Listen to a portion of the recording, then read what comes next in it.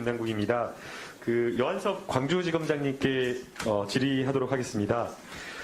검사장님, 일선에서 압수수색 영장을 집행하거나 이렇게 할 때에 굉장히 좀 고심을 하시는 경우가 꽤 있으시죠? 하는 과정에서 적법 절차를 지키기도 해야 되고, 또 압수수색 영장이나 구속영장을 집행하는 과정에서 인권 침해라든가 여러 기본권 침해가 발생할 수 있는 우려가 있기 때문에 굉장히 또 조심하실 수밖에 없을 것 같은데 어떠신가요?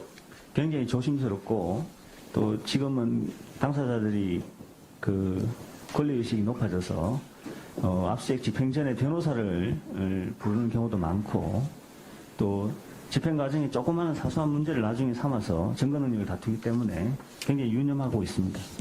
예, 쉽지 않은 문제일 것으로 보입니다. 적법 절차를 지키지 않았을 때 발생할 수 있는 여러 불미스러운 일이 있을 수도 있고, 또 너무 이것을 엄격하게 지키다 보면 이 수사를 통해서 밝혀야 될 실체적 진실과 멀어지는 어떤 그런 문제도 있기 때문에 일선에 계신 검사나 수사관님들이 굉장히 고심이 많을 것으로 보이는데요.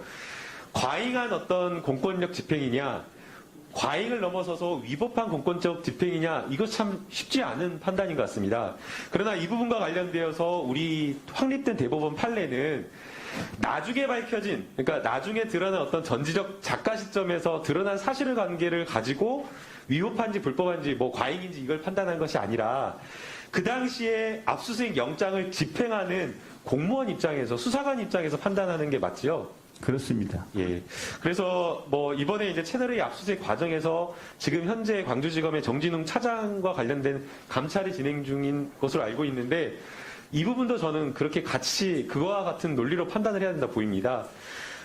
다른 어떤 나중에 추후에 드러난 어떤 그런 사실관계를 통해 가지고 압수수색이 과잉인 것이 아니었냐라고 판단하는 것은 사실상 그 당시에 압수수색 영장을 집행하는 사람 입장에서는 증거인멸 우려라든가 아니면 압수수색을 해야 된다라고 하는 어떤 그런 목적성에 비춰봤을 때 그러한 판단을 충분하게 할 수 있었는지 여부를 함께 판단하는 것이 굉장히 중요하다고 보이기 때문에 이번 감찰도 그러한 어떤 기초 아래 감찰이 이루어질 거라고 저는 생각이 됩니다. 맞습니까?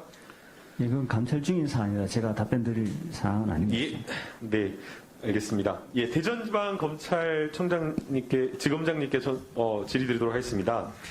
혹시 지검장님 배드파더스 사건이라고 아시나요? 네, 알고 있습니다. 예, 알고 계시죠? 배드파더스 사건, 이혼 후 양육비를 받지 못해가지고, 양육비를 좀 받고 싶어가지고, 이제, 압박하기 위해가지고, 양육비를 주지 않는 사람들의 사진하고 이제 신상 정보를 이제 공개한 그런 어떤 사이트인데요. 이제 최근에 이제 이곳에 신상 정보 공개가 이제 된 사람들이 고소고발을 해가지고 양육비를 받고자 하는 어머니들이나 이런 분들이 거꾸로 이제 본인들의 어떤 권리구제를 받는 게 아니라, 양육비를 받는 게 아니라 명예훼손으로 처벌을 받는 사례가 조금 잇따르고 있습니다. 그중 하나가 이제 대전지방검찰청에서 진행 중인 사건인데요. 이거 알고 계시나요? 네, 알고 있습니다. 예, 이 부분과 관련되어서 지금 현재 기소가 된 거죠? 네, 그렇습니다. 예, 이게 조금 아쉽다라는 생각이 듭니다.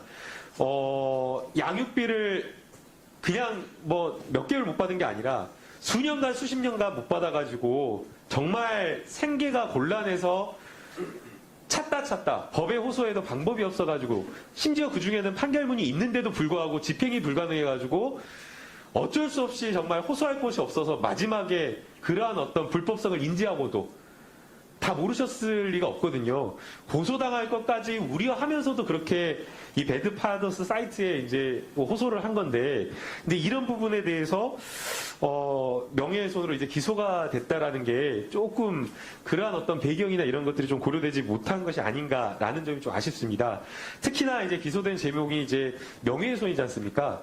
그렇다면 이 부분과 관련되어서 조금 이제 검찰에서 조정이라든가 당사자 간의 좀 화해를 위한 노력을 좀 더 적극적으로 했으면 좋겠다라는 생각이 들었는데, 혹시 대전지검에서는 고소인과 피의자를 화해시키기 위한 어떤 노력이나 이런 것들이 있었을까요?